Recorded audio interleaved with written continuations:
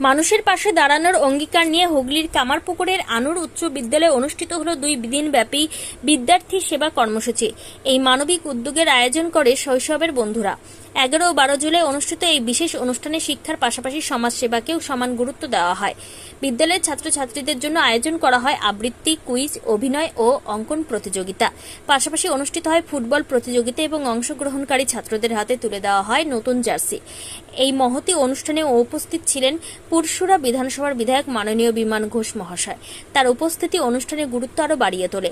বিধায়ক বিমান ঘোষের উপস্থিতিতে আনুরে বর্ণাঢ্য বিদ্যার্থী সেবা অনুষ্ঠান আরও প্রাণবন্ত হয়ে ওঠে। শুধু পড়ুয়ারাই নয়, গ্রামের সাধারণ মানুষের কথাও ভেবেছেন আয়োজকেরা। অভিজ্ঞ চিকিৎসকদের মাধ্যমে বিনামূল্যে স্বাস্থ্য পরীক্ষা করা হয়। গ্রামের মহিলাদের মধ্যে শাড়ি, অনাথ শিশুদের কেটস ও বিছানা চাদর বিতরণ করা হয়। অনুষ্ঠানে প্রায় 500 ছাত্রছাত্রীর জন্য মধ্যাহ্ন ভোজনেরও ব্যবস্থা করা হয়। এই দিনের অন্যতম আকর্ষণ ছিল বিদ্যালয়ের শিক্ষক বৃন্দ ও আয়োজক বৃন্দের মধ্যে 50 বছরের ঊর্ধ্বে প্রীতি ফুটবল ম্যাচ, যা উপস্থিত সকলের মন জয় করে। সবশেষে বিজয়ীদের হাতে পুরস্কার তুলে দিয়ে অনুষ্ঠানের সমাপ্তি হয়। শিক্ষা, ক্রীড়া, স্বাস্থ্যসেবা এবং সমাজ কল্যাণ সবকিছুকে একসঙ্গে নিয়ে এই উদ্যোগ নিঃসন্দেহে এলাকাবাসীর কাছে এক অনন্য দৃষ্টান্ত হয়ে রইল।